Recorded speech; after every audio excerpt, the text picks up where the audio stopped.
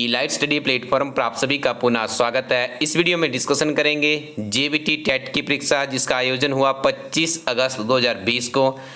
इसका जो जीके वाला सेक्शन है, सेक्शन नंबर 5 है ईबीएस, जिसमें science GK and EBS SST के प्रश्न पूछे जाते हैं। ये देखिए, आपको बता दें जो संपूर्ण जितनी भी अध्ययन सामग्री थी हमारे यूट्यूब चैनल पे, जितना हमने आपको अभी तक पढ़ाया है वहीं से आए थे। एक एक प्रश्न को मैं तथ्यों के साथ आपके साथ डिस्कस करूंगा, कहाँ से प्रश्न पूछा गया था, किस कंटेंट में या कौन सी बुक में आपको ये प्रश्न हमारा मिलेगा। तो आइए सबसे पहले शुरुआत करते हैं।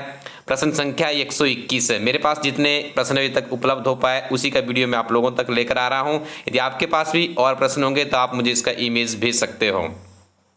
संयुक्त राष्ट्र की सुरक्षा परिषद में स्थायी सदस्यों की संख्या कितनी है? देखिए, यहाँ पे पूछा जा रहा है स्थायी, अस्थायी नहीं पूछा जा रहा है। ठीक है, स्थायी का मतलब होता है परमानेंट मेंबर्स। यहाँ पे आप इसका शब्द भी देख रहे होंगे, परमानेंट का इस्तेमाल किया गया है। तो परमानेंट जो मेंबर्स है वो कितने होते हैं जी? 5 होते हैं। इसको याद रखने का मैंने अक्सर आपको टिप्स भी देता रहता था कि आपने कैसे याद रखना है। यूएसए और यूके को जोड़ देंगे साथ में जी। ठीक है जी, रस आर और एफ करना है, इससे क्या बन जाएगा? रूस और फ्रांस बन जाएगा। उसके बाद है फिर चाइना। तो ये 5 कंट्रीज है जो कि यूएनओ की परमानेंट मेंबर्स है। तो ये आपने इस तरह से याद रखना है। ये जो 10 होते हैं ये क्या होते हैं? ये होते हैं जो नॉन परमानेंट मेंबर्स, जिनका चयन 2 वर्षों के लिए होता है, जैसे हमारे अभी भारत का चयन हुआ है इसके लिए। ठीक है जी, तो ये प्रश्न था और पता नहीं कितनी बार ये प्रश्न मैंने इसी लॉजिक के साथ में आपको इस यूट्यूब चैनल पर साझा किया है।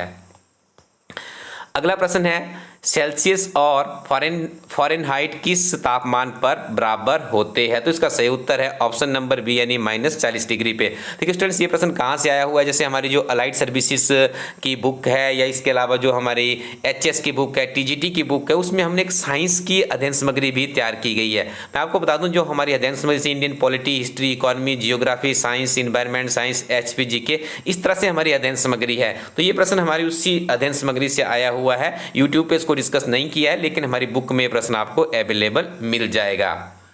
Next one is CNG. देखिए, CNG stand for compressed natural gas. तो स्टूडेंट्स, ये प्रश्न मैंने बहुत बार जो सुबह 6 बजे हमारा वीडियो आता है करंट अफेयर्स, उसमें डिस्कस किया हुआ है और हमारी बुक में भी ये प्रश्न अवेलेबल है। और जो हमारी मैगजीन है, हाफ ईयरली मैगजीन है, जिसमें 6 महीने के करंट अफेयर्स है, वहाँ पे भी एब्रीविएशंस में मैंने कहीं ना कहीं ये प्रश्न डाला हुआ है।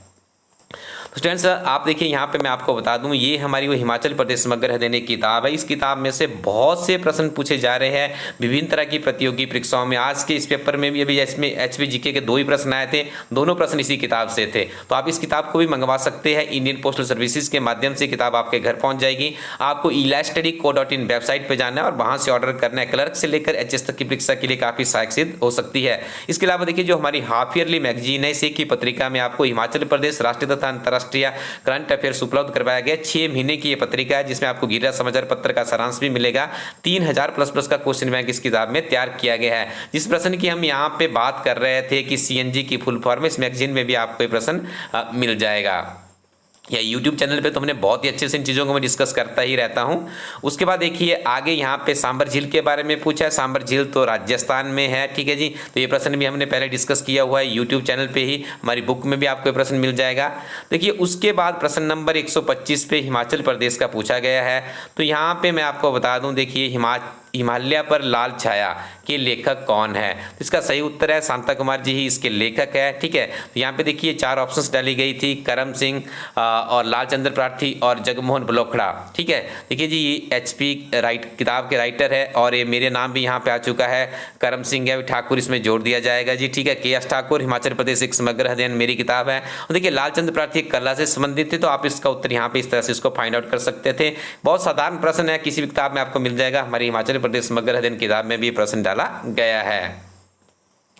नागासाकी और हिरोशिमा पर अणु बम कब गिराया था? तो देखिए, इसका जो सही उत्तर है 1945 द राइट आंसर। 9 अगस्त 1945 को यहाँ पे अणु बम गिराया गया था। याद रखना है आपने। देखिए, इस डिस्कशन के ऊपर एक बच्चे की मुझे कमेंट भी आई थी कि सर ये प्रश्न कौन सा करंट अफेयर्स का प्रश्न है, ऐसा किसी बच्चे ने कहा था। तो मैं उन बच्चों को बताना चाहता हूँ कि कई बार हम करंट अफेयर्स के साथ में क्या करते हैं, बहुत से फैक्ट्स भी जोड़ते हैं। यदि आप मेरे पिछले 3 दिन के वीडियोज़ देखेंगे, जिसमें हमने 3-4 दिन के वीडियोज़ में हमने कवर अप किया हुआ है लेक्चरर स्कूल कैडर कैलेंडर के जो पेपर हुए तो उसमें हमने क्या कहा है, आपको एक सजेशन किया कि जो हमारे करंट अफेयर्स है उसका जो हिस्टोरिकल बैकग्राउंड है वहाँ से ज़्यादा प्रश्न बन रहे हैं। देखिए ये प्रश्न भी कुछ इसी तरह का था, कहीं ना कहीं जैसे जब ये 9 अगस्त का दिन आता है तो उस दिन हम जरूर इस प्रश्न की डिस्कस करते हैं। क्यों करते हैं जी? इसलिए करते हैं ताकि उस दिन का आपको ये 9 अगस्त होता तो अखबारों में ऑटोमेटिकली चीज़ सुर्खियों में आ जाती है, तो हम उस प्रश्न को इसलिए लेके आते हैं क्योंकि वहाँ से जो उसका हिस्टोरिकल बैकग्राउंड है वहाँ से बहुत से प्रश्न पूछे जाते हैं। सिंपल प्रश्न है, किसी भी आपको ये NCERT की बुक में भी अवेलेबल होगा।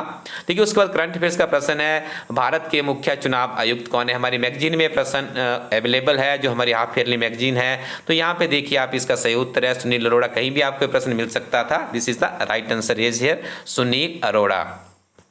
और आगे देखिए प्लास्टर ऑफ पेरिस का रासायनिक नाम पूछा गया, तो इसका सही उत्तर होगा ऑप्शन नंबर डी यानी CaSO4 हाफ H2O। साइंस की किताब से सीधा प्रश्न पूछा गया है, जल स्थल चर कौन सा है? मेढक इज द राइट आंसर। ये साइंस की बुक में प्रश्न आपको मिल जाएगा। मानव की ध्वनि की श्रवणता का परिसर क्या है? देखिए इसका सही उत्तर होगा ऑप्शन नंबर डी 20 हर्ट्ज से लेकर 20,000 तक। ठीक है जी, ये प्रश्न देखिए एक बार अभी हाल ही में 2 साल पहले अलाइड सर्विसेज की परीक्षा में प्रश्न पूछा गया है, तो हमने इसका डिस्क्रिप्शन भी दिया है, हमारी जो लाइट सर्विसेज किताब है वहीं से प्रश्न आया हुआ है। इसलिए मैं आपको कहता हूं कि एक बार आप जरूर ओल्ड क्वेश्चन पेपर्स को पढ़ लीजिए। हमारी वेबसाइट पे जाइएगा www.elitestudy.co.in। इस वेबसाइट पे आपको सारे ओल्ड क्वेश्चन पेपर्स मिल जाएंगे।